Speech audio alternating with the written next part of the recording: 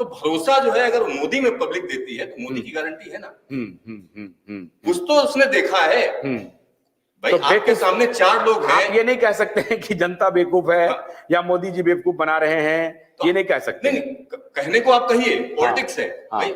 ये भी बेवकूफ बना रहे होंगे, वो भी बना रहे होंगे, दोनों चीजें हो सकती हैं। कौन ज्यादा बेवकूफ बना गया? लेकिन कौन नजर चढ़ गया? भरोसा किस पे भरोसा किया? बात वो है। और दूसरी सबसे बड़ी चीज है, पिछले कुछ महीने अगर आप देखें तो G20 सब लोग कहते हैं भाई बहुत सी ऐसी चीजें होती हैं जिनमें इस तरीके की जो पब्लिसिटी होती है वो नहीं होती। मोदी जी ने एक एक मुद्दे को, G20 को ले लीजिए, कितने जबरदस्त तरीके से उसको इनकैश कराया एक एक चीज को। और पब्लिक के पीछे G20 का लोगो लगवाया कि उसकी ब्रांडिंग हो और मोदी जी की ब्रांडिंग हो। तो ये वो उनको मालूम है कि कैसे राजनीति में ब्रांडिंग का क्या मतलब होता है और वो कैसे नहीं, हमारा वो सवाल पूछ गया। अभी मैं उस पर आता हूँ। अभी अजीत जी से बहुत इंपॉर्टेंट सवाल मुझे पूछना है, क्योंकि इस इलेक्शन के दिन के रिजल्ट के 2 दिन पहले जो नरेंद्र मोदी जी ने संकल्प यात्रा की शुरुआत की है, कल भी मैंने अजीत जी से पूछा था, जिसमें वो लगातार कह रहे थे मोदी की गारंटी, मोदी की दुकान, मोदी ये, तो उनको इसका मतलब फीडबैक मिल गया था कि हम ये तीनों स्टेट स्वीप कर रहे हैं और अब हमारा ही डंका चलेगा, तो मोदी पर ही सब कुछ फोकस कर दो दोबारा। मतलब 2 टर्म का जो एंटी इनकम्बेंसी है वो खत्म, अगर है भी तो हम इतनी तेजी से दौड़ेंगे कि हम इसको पीछे छोड़ देंगे। तो ये अभी इस पर ये सवाल कर लेंगे, लेकिन आप हमको ये बता दीजिए, बिहार के बारे में हमने जो सवाल पूछा कि बिहार में क्या ये बातें हो सकती हैं जो मध्य प्रदेश में हुई?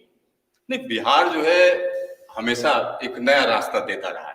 तो बिहार जो रास्ता देगा वही देश का रास्ता, कहीं ना कहीं देश का रास्ता होगा। बड़ी सीधी सी बात है, देश का रास्ता होगा। अजीत जी बहुत इंटरेस्टिंग, बहुत ये बच गए, ये बताना नहीं चाहते हैं, पता नहीं, पॉलिटिशियन तो आप है नहीं, पत्रकार हैं, आपको बोलना चाहिए साफ साफ, लेकिन आप बच गए, बोले नहीं आप।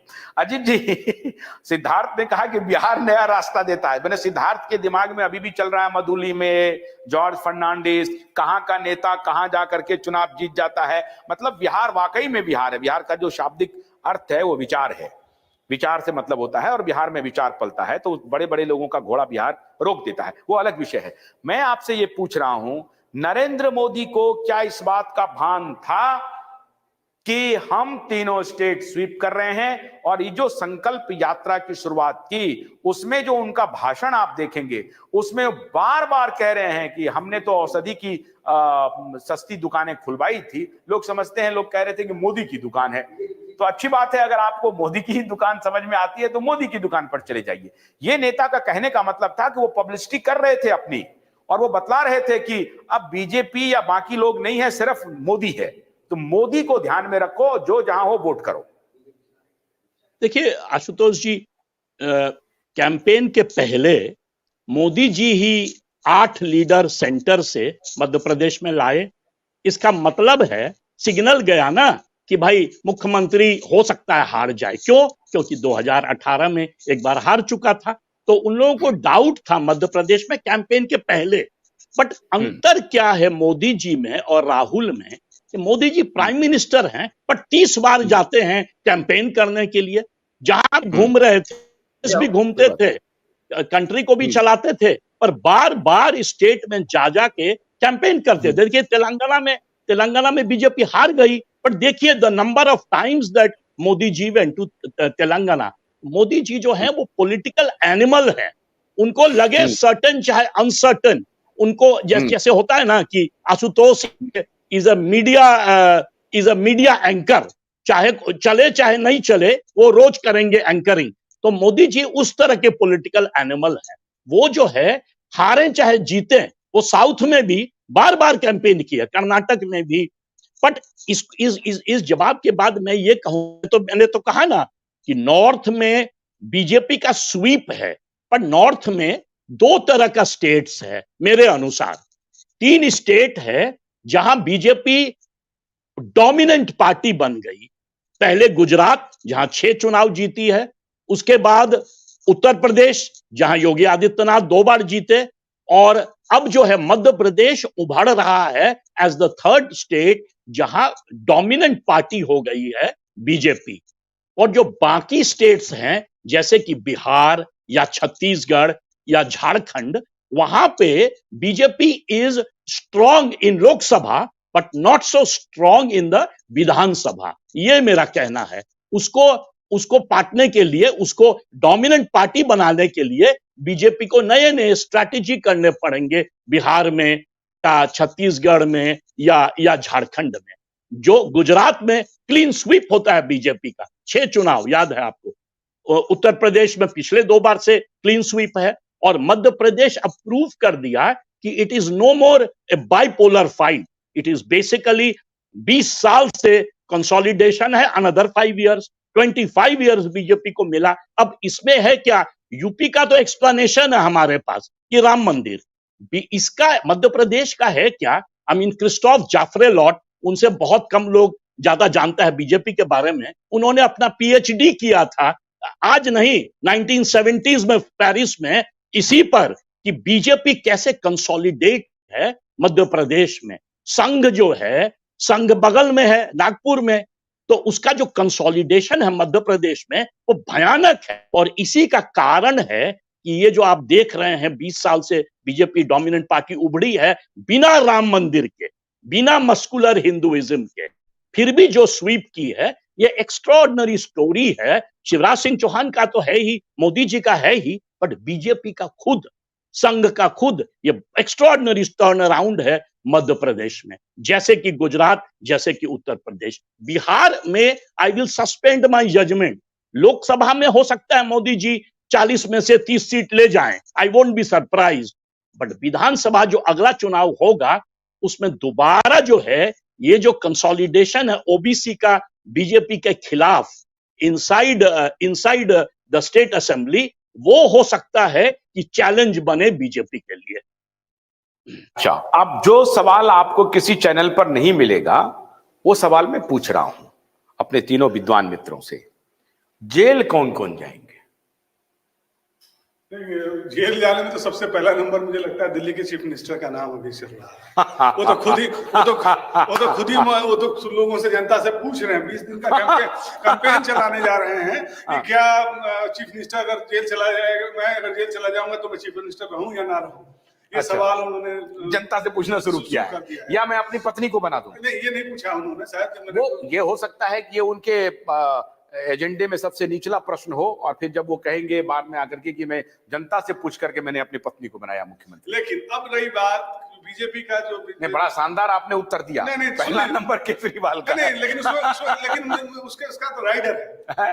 2014 से जब से मोदी जी आए, इन्होंने सिर्फ अपने राजनीतिक प्रतिद्वंदियों को डराने का काम किया है, चुनावी लाभ के लिए। इन्होंने किसी को जेल भेजा नहीं, जो बड़े प्लेयर थे किसी को भी जिनके ऊपर चार्जेस तो आप ये डरा करके छोड़ देंगे? डरा के छोड़ देते हैं ना, क्योंकि मार दोगे तो मर जाएगा। नहीं, आप तो कह रहे हैं कि गारंटी है, आप वो कैंपेन में कह रहे हैं कि मेरी मोदी की गारंटी है, लूटने वाले को छोड़ूंगा नहीं। लूटने वाले को छोड़ूंगे नहीं तो, लेकिन उसके बाद अजीत जी को अपने साथ मिला लिए। उसके बाद अजीत जी को पट से मिला लिए। अब देखो, वहां देखो आप, नहीं, देखिए अजित पवार तो बिल्कुल ठीक चल रहा है इनका। मध्य प्रदेश से राजस्थान में देखो, गहलोत के लड़के के यहाँ ईडी की छापेमारी हुई, लेकिन अब उसका परिणति क्या होगा, लास्ट परिणाम क्या होगा, ये कहीं तक किसी को नहीं। तो बघेल अब छूट जाएंगे ना, बघेल के ऊपर जो अभी चल रहा है इन्वेस्टिगेशन, उनका काम हो गया, जो काम होना था वो हो गया। हाँ, जो काम था उन पे आरोप लगा। नहीं, लेकिन अब सीरियसली मैं इसलिए सवाल पूछ रहा हूँ, ये मामला अब वहां से उत्तर प्रदेश, बिहार और दिल्ली की तरफ जा रहा है। बस तो आप समझिए बात को, तो इसलिए मैंने ये सवाल पूछा कि जेल कौन कौन जाएंगे। एक तो आपने कर दिया, बाकी कौन कौन जाएंगे? लालू जी जेल हो सकता है फिर से चले जाए, उनके लड़के भी जाए, उनके लड़के नीतीश कुमार को डराया जाए, नीतीश कुमार को डराया जाए, नीतीश कुमार को कहा जाए आना है तो इधर आओ, हाँ, या उसको किसी लायक न छोड़ा जाए। नहीं, नीतीश कुमार तैयार भी हो जाएंगे, तुरंत से चले जाएंगे। उनके पॉलिटिकल इंटीग्रिटी पे कोई अब बहुत दाव लगाने की जरूरत नहीं है। लेकिन लेंगे नहीं, लेंगे कि नहीं, क्यों नहीं लेंगे? नहीं लेंगे, क्यों लेंगे? विन विन सिचुएशन के लिए अगर मान लीजिए कहीं लगता मतलब है इंडिया अलायंस को पूरी तरह से ध्वस्त करने के लिए ऐसा कर सकते हैं। हाँ, और अखिलेश को डराएंगे, ठीक है, मायावती ऑलरेडी डरी हुई है, तो ये डर का माहौल तो चलेगा राजनीतिक हलकों में। जो क्षेत्र, जो महाराष्ट्र में एक और चल रहा है डर, उद्धव ठाकरे एंड उनके बेटे को भी वो जेल भेजने की तैयारी चल रही है, उनका तो अलग विषय है, उसके बारे में बात करते हैं। ठीक है, एक राजनीति का एक नया तरीका है। ये जेल कौन कौन जाएंगे? मैं एक और बारे में बोल रहा हूँ, इसलिए मैं पूछ रहा हूँ, हो सकता है उस परिवार को टच ना करे। जेल कौन कौन जाएंगे? आम आदमी पार्टी तो आप देख ही रहे हैं क्या स्थिति है। तो आम आदमी पार्टी से सिर्फ केजरीवाल है, क्योंकि बाकी तो चले गए, और कुछ जाएंगे? केजरीवाल चला जाएगा तो खत्म हो गया।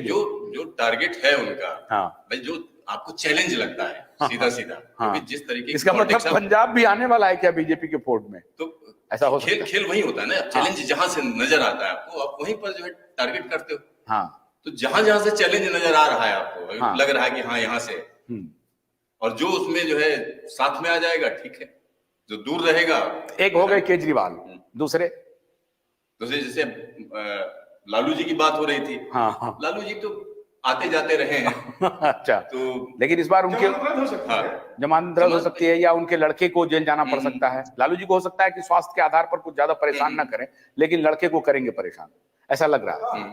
ऐसा बिहार में अपने को कायम करने के लिए, स्थापित करने के लिए सिंगल पार्टी के तौर पे ये रणनीति हो सकती है।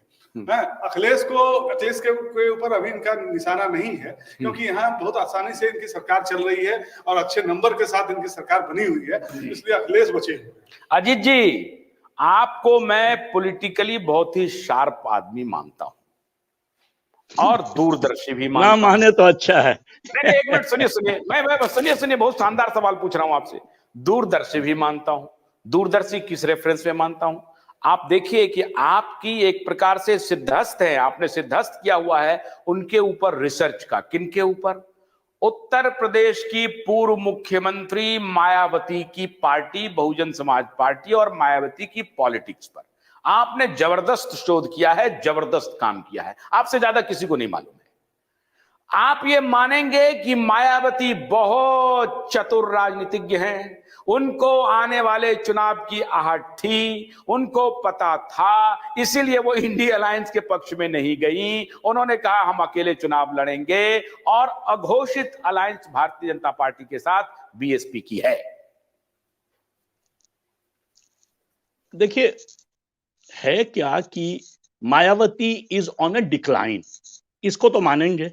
मायावती एक जमाने में दलित मुख्यमंत्री जो अपने बूते पर भारत के सबसे बड़े राज्य में जीते, वो तो मायावती ही की, ना अंबेडकर किए ना रामविलास पासवान किए। तो एक तरह से कह सकते हैं भारत के इतिहास में, यदि हम तो इलेक्शन एनालिसिस आज का नहीं, पूरा हिस्टोरिकल मान लीजिए, यदि पर्सपेक्टिव से देखा जाए, the tallest Dalit leader of this entire country, मतलब in terms of political success. अच्छा, दूसरी बात ये जो होता है कि जेल में जाएगी, जेल में, मायावती जेल में गई है, ये तो खाली थ्रेट होता है, समझे ना, कि भाई अपोनेंट की तरफ भाग मत जाओ। अदरवाइज आज तक ये जो है, जब मैं मीडिया में काम करना शुरू किया 1995 से, तब से सुन रहा हूं कि मायावती को जेल डाला जाएगा, आज तक कभी नहीं डाला गया।